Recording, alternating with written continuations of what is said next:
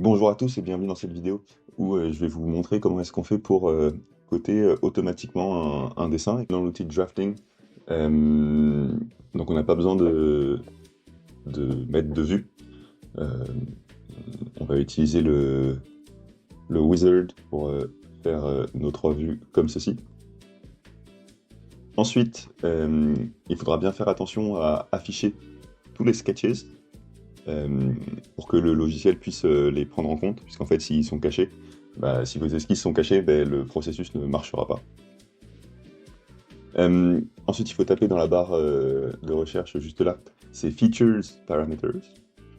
Euh, donc une fois que vous avez fait ça, vous pouvez sélectionner l'ensemble des esquisses que vous souhaitez. Donc pour sélectionner toutes les esquisses, soit vous pouvez maintenir sur CTRL et sélectionner toutes les esquisses, soit sinon vous pouvez appuyer sur la première, utiliser la touche Shift et ensuite avec les flèches descendre pour sélectionner l'ensemble. Et, ensuite on peut aller là et les mettre sur toutes les vues. Donc là on resélectionne toutes les vues et on appuie sur Apply. Et donc là on a toutes nos dimensions des esquisses qui sont apparues juste ici. Donc on peut les réordonner un petit peu pour que ça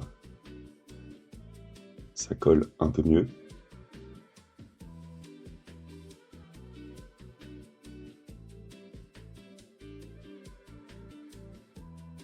Après, il y a aussi des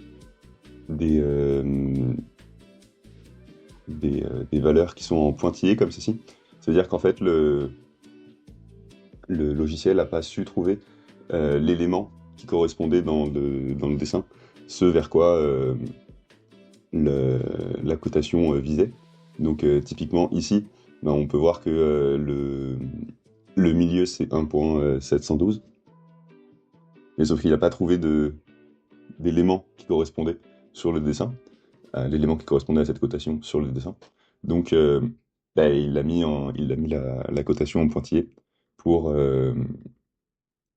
indiquer que c'était pas une cotation qui était totalement fonctionnelle.